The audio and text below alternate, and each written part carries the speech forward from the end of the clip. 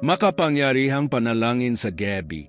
Pasasalamat sa buhay minamahal na mga kapatid kay Kristo, maligayang pagdating sa banal na sandaling ito ng pakikisa sa Panginoon. Sa gabing ito na pinagpala, tayo'y nagtitipon sa Espiritu, pinag-isa ng pananampalataya at pag-asa sa kagalingan na inihanda ng Diyos para sa bawat isa sa ating. Isipin ninyo ang inyong mga sarili sa isang mainit na simbahan. Pinaliliwanag ng banayad na liwanag ng mga kandila. Ang amoy ng insenso ay nakalutang sa hangin, lumilikha ng kapaligiran ng kapayapaan at kabanalan. Ang mga peder ay tila bumubulong ng mga kwento ng mga himala at kagalingan na naganap sa loob ng mga siglo.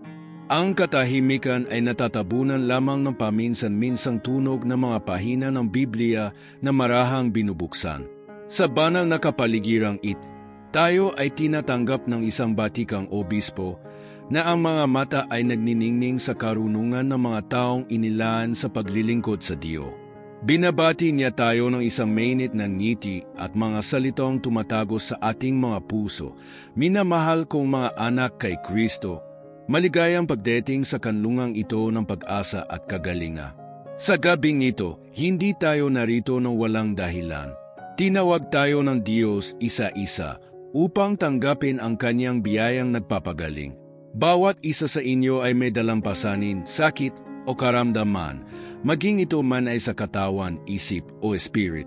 Ngunit tandaan ninyo kung saan may kadiliman, nagdadala ng liwanag ang Diyos. Kung saan may sakit, siya ay nagdadala ng kagalinga. Sa gabing ito na pinagpala, bubuksan natin ang ating mga puso para sa banal na kagalingan na paparating. Ang kagalingan ay parating na para sa bawat isa sa inyo. Hindi mahalaga kung gaano kahirap ang inyong sitwasyon, gaano kalalim ang inyong sakit, o gaano katagal ang inyong paghihintay. Ang kapangyarihang nagpapagaling ng Diyos ay mas malaki kaysa sa anumang pagsubok. Ihanda ang inyong mga puso, tatahimikin ang inyong mga isip, ipaubaya ang kapayapaan ni Kristo na punuin ang bawat himay-may ng inyong pagkata. Sapagkat sa gabing ito, sa pamamagitan ng makapangyarihang panalangin na ito, tatawagin natin ang nagpapagaling na presensya ng Diyo at masasaksihan natin ang kanyang nagbabagong pagmamahal sa pagkilo. Tandaan, ang pananampalataya ay nakakapagpatibag ng mga bundok at ang pagmamahal ng Diyos ay nagpapagaling ng lahat ng suga.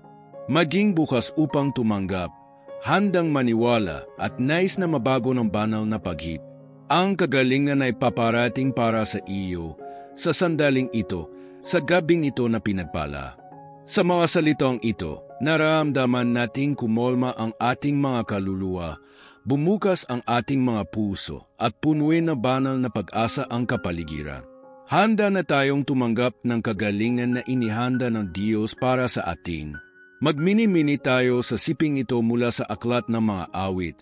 Sa gabi, maaaring dumating ang pag-iyak, ngunit ang kagalakan ay dumarating sa umaga. Ang siping ito ay nagpapaalala sa atin na kahit sa pinakamadilim na gabi ng ating buhay, ang pag-asa ng umaga ay laging nasa harapan natin. Gaya ng araw na sumusunod sa gabi ng walang palya, ang kagalingan ng Diyos ay darating pagkatapos ng ating pagdurus. Sa gabing ito, habang tayo'y nananalangin, alalahanin natin na bawat sandali ng kadiliman ay sinusundan ng liwanag ng banal na biyaya. Ngayon, simulan natin ang ating panalangin ng kahilingan, humihiling sa Diyos ng kagalingan at kaginawahan sa gabing ito. Ama, sa gabing tahimik na ito, lumalapit kami sa iyo na may mga pusong bukas at mga espiritong sabik sa iyong kagalingan. Ang mga anino ng gabi ay pumapalibot sa amin, ngunit alam namin na ang iyong liwanag ay hindi kailanman mawawala. Gaya ng mga bituin na nagniningning sa madilim na kalangitan, naway ang iyong nagpapagaling na presensya ay magliwanag sa bawat sulok ng aming buhay. Panginoon, marami sa amin ang dumarating sa sandaling ito na may mabibigat na pasanin, mga katawang masakit, mga isip na balisa, mga pusong wasa. Madalas na pinalalakas ng gabi ang aming mga sakit at takot, na nagpaparamdam sa amin ng pag-isa sa aming pakikibaka. Ngunit ikaw, O Diyos, ang dakilang mang-ali, ang banal na manggagamot na hindi natutulog ni hindi nagkukulang. Sa sandaling ito, humihiling kami ng iyong himalang pakikiala. Naway ang iyong mga nagpapagaling na kami ay humipo sa bawat himaymay ng aming pagkata. Kung saan may pisikal na karamdaman, naway ang iyong nagpapagaling na kapangyarihan ay dumaloy gaya ng ilog ng buhay. Nagbabagong mga selula, nagpapalakas ng mga buto, nagpapadalisay ng dugo at nagpapasigla ng bawat sistema ng aming katawa. Para sa mga humaharap sa kadiliman ng depresyon o bagyo ng pagkabalisa, hinihiling namin na ang iyong kapayapaan, na higit sa lahat ng pangunawa, ay bumalot sa kanilang mga isip. Naway ang mga nakakabagabag na kaisipan ay mapalitan ng iyong mapagpalayang katotohanan. Naway ang bawat isip na pinahihirapan ay makatagpo ng kapahingahan sa iyong walang hanggang pagmamaha. Ama, may mga puso sa amin na wasak dahil sa pagkawala, pagtanggi o pagtataksil. Sa gabing ito, ibuhos mo ang iyong nagpapagaling na balsamo sa mga sugat na ito. Naway ang iyong pagmamahal ay punuin ang mga puwang, ang iyong biyaya ay mapanumbalik ng tiwala, at ang iyong awa ay magdala ng pagkakasundo kung saan may pagkakahiwalay. Panginoon, alam namin na ang gabi ay maaaring magmukhang mahaba kapag tayo'y naghihirap. Ngunit ang iyong salita ay nagsisiguro sa amin na ang kagalakan ay dumarating sa umaga. Habang hinihintay namin ang bukang liwewe ng aming kagalingan, palakasin mo ang aming pananampalataya.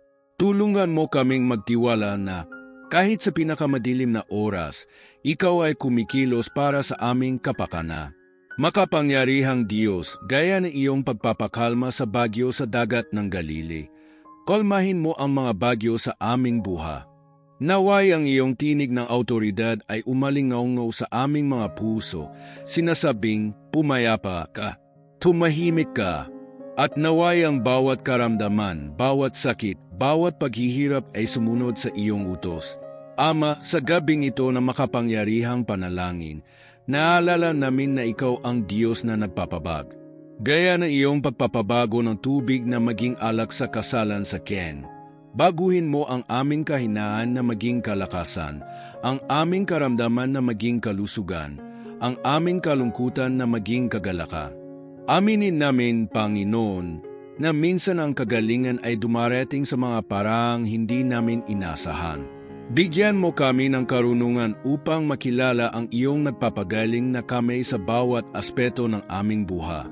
Maging ito man ay sa pamamagitan ng modernong medisina, pagbabago sa aming pamumuhay, isang biglaang himala, alam namin na ikaw ang pinagmumulan ng lahat ng kagalinga. Sa gabing ito, habang nagpapahinga ang mundo sa aming paligid, naway ang aming mga espiritu ay umangat sa pagsamba sa iyo. Naway ang bawat paghinga ay maging isang panalangin, bawat tibok ng puso ay isang papuri sa iyong pangalan.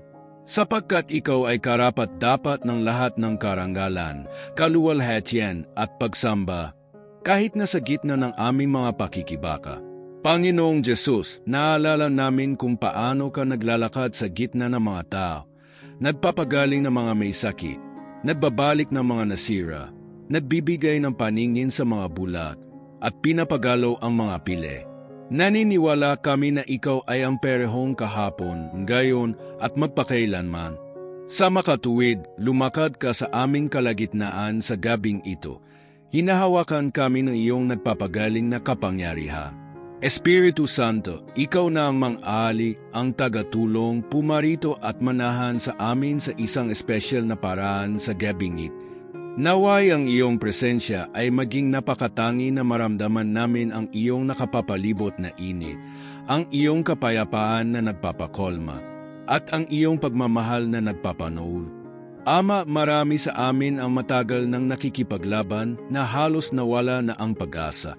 Buhayin mo muli sa amin ang apoy ng pananampalataya. Paalalahanan mo kami ng iyong mga tapat na pangako, ng iyong hindi nagmamaliw na pagmamahal, ng iyong walang hangganang kapangyarihan. Naway bawat isa sa amin ay makapagsabi gaya ng salmista, "Ang Panginoon ang aking liwanag at aking kaligtasan, kanino ako matatako? Ang Panginoon ang kuta ng aking buhay, kanino ako masisindak?" Diyos na walang hanggan, sa gabing ito ng kagalingan at pagpapanumbalik, kami ay humihiling hindi lamang para sa aming sarili, kundi para sa lahat ng aming minamahal. Pinalalawak namin ang aming pananampalataya upang maabot ang aming mga pamilya, kaibigan, kapitbahay, at maging ang mga estranghero na nagdurus. Naway ang iyong kagalingan ay kumalat gaya ng mga alon na humahawak sa mga buhay na higit pa sa aming nakikita o naisip. Panginoon, may mga nasa aming kalagitnaan na humaharap sa mga nakakatakot na diagnosis, masakit na mga paggamot, o ang kawalan ng katiyakan ng mga kronikong sakit. Para sa kanila, hinihiling namin ang dagdag na sukat ng iyong biyaya at lakas. Naway maramdaman nila ang iyong palagiang presensya, ang iyong hindi nagmamaliw na pagmamahal, at ang iyong kapayapaan na higit sa lahat ng pangunawa na sumusuporta sa kanila sa bawat sandal. Aminin namin, O Diyos, na ang kagalingan ay hindi palaging biglaan. Minsan ito ay isang proseso, isang paglalakbay. Bigyan mo kami ng presensya upang magpatuloy, pananampalataya upang patuloy na magtiwala, at pag-asa upang hindi sumuk. Naway ang bawat maliit na progreso ay maging dahilan ng papuri, bawat hadlang ay maging pagkakataon ng paglag. Sa gabing ito, ipinapahayag namin ang iyong tagumpay laban sa lahat ng uri ng karamdaman. Ipinoproklama namin ang iyong autoridad sa bawat selula ng aming katawan, bawat kaisipan sa aming isip, at bawat damdamin sa aming puso. Sa panggalan ni Jesus, inutos namin na ang lahat ng karamdaman ay umalis sa aming mga katawan, na ang lahat ng pang-api ay masira, at na ang lahat ng sakit ay tumigi. Ama sa langit, gaya ng paglubog ng araw na muling sumisika, naway ang gabing ito ay markahan ang pagtatapos ng aming paghihirap at ang simula ng isang bagong panahon ng kalusugan at sigla sa aming mga buha. Naway sa pagsikat ng araw, asaksihan namin ang pagpapakita ng iyong makapangyarihang kagalingan. Panginoon, alam namin na naririnig mo ang pagdaing ng iyong mga anak. Tiwala kami na kahit hindi namin nakikita o nararamdaman, ikaw ay kumikilos para sa aming kapakana. Tulungan mo kaming magpahinga sa katiyakan na ito, na nagpapahintulot sa aming mga katawan, isip, at espiritu na mabago habang natutulog kam. Makapangyarihang Diyos, habang lumalalim ang gabi at ang aming panalangin ay tumitindi, nararamdaman namin ang iyong nagpapagaling na presensya na lumalaka. Ang bawat himaymay ng aming pagkatao ay nanginginig sa pag-asam ng iyong banal na paghip. Naniniwala kami, Panginoon, na sa eksaktong sandaling ang mga himala ay nangyayari, ang mga katawan ay naibabalik sa dati, ang mga isip ay nababago, at ang mga puso ay gumagaling. Ipinapahayag namin sa lahat ng autoridad na ibinigay sa amin kay Kristo Jesus, na ito ay isang gabi ng pagleya. Ang bawat tanikala ng karamdaman ay nababali, ang bawat pamatok ng sakit ay inaalis. Ang kagalingan na aming hinahanap, ang pagpapanumbalik na aming ipinapanalangin, ay dumarating gaya ng unang liwanag ng bukang liwewe pagkatapos ng mahabang gabi. Mapagmahal na Ama, habang naghahanda kaming matulo, lubos naming ipinagkakatiwala ang aming mga buhay sa iyong mga kamay. Naway ang aming pagtulog ay maging malalim at nagpapanauli, malaya sa mga bangungot o pagkabalisa. Naway bantayan kami ng iyong mga anghel at ang iyong Espiritu Santo ay makapangyarihang kumilos sa amin habang kami ay nagpapahinga. Nagpapasalamat kami, Panginoon, sapagkat alam namin na narinig mo na ang aming panalangin. Ang iyong salita ay nagsisiguro sa amin na bago pa sila tumawag, ako'y sasagot. Habang sila'y nagsasalita, ako'y nakikinig na. Sa katiyakang ito, kami ay nagagalak ng maaga para sa pagpapakita ng aming kagalingan. Naway sa aming paggising sa umaga, maramdaman namin ang pagkakaiba sa aming mga katawan, ang kalinawan sa aming mga isip, at ang kapayapaan sa aming mga pus. Naway ang bawat bagong araw ay maging saksi ng iyong makapangyarihang kagalingan at ng iyong hindi nagmamaliw na pagmamahal. Sa wakas, Ama, hinihiling namin na gamitin mo ang aming mga kwento ng kagalingan at pagpapanumbalik upang hikayatin ng iba. Naway maging buhay na saksi kami ng iyong kapangyarihan. Nagdadala ng pag-asa sa mga nawawalan ng pag-asa at pananampalataya sa mga hindi naniniwala. Tinatapos namin ang makapangyarihang panalangin ng gabi na ito na may mga pusong puno ng pasasalamat at pag-asa. Alam namin na ang kagalingan ay dumarating, hindi lamang bilang isang malayong posibilidad, kundi bilang isang kasalukuyang realidad. Sa pangalan ni Jesus, ang dakilang manggagamot, ang prinsip ng kapayapaan, at ang aming walang hanggang tagapagligtas, kami ay nananalangin at naniniwala. Amen. Minamahal na mga kapatid kay Kristo, tapusin natin ang banal na sandaling ito sa pamamagitan ng sabay-sabay na pagbigkas ng Ama namin. Pinag-iisa ang ating mga puso sa isang layunin. Ama namin na nasa langit, sambahin ang ngalan mo, mapasa amin ang kaharian mo, sundin ang loob mo dito sa lupa para nang sa langit. Bigyan mo kami ngayon ng aming kakanin sa araw-araw at patawarin mo kami sa aming mga sala, para ng pagpapatawad namin sa mga nagkakasala sa amin, at huwag mo kaming ipahintulot sa tukso, at iedya mo kami sa lahat na masama. Amen. Maraming salamat sa inyong pakikibahagi sa panalangin ito kasama namin. Bago tayo magtapos, nais kong hilingin na ibahagi ninyo sa mga komento ng video na ito kung ano ang inyong naramdaman at naranasan sa panahon ng panalangin ito ng kagalingan. Kung hindi pa kayo nakasubscribe sa channel, mag-subscribe ng gayon upang patuloy na makatanggap ng aming mga panalangin at pang-araw-araw na pagninili. Naway pagpalain ng Panginoon ang inyong pagtulog at naway magising kayo ng panibago. Nararanasan ang pagpapakita ng banal na kagalingan sa inyong buhay. Magandang gabi at naway ang kapayapaan ng Diyos na higit sa lahat ng pangunawa ay magbantay sa inyong puso at isipan kay Kristo Jesus. Amen.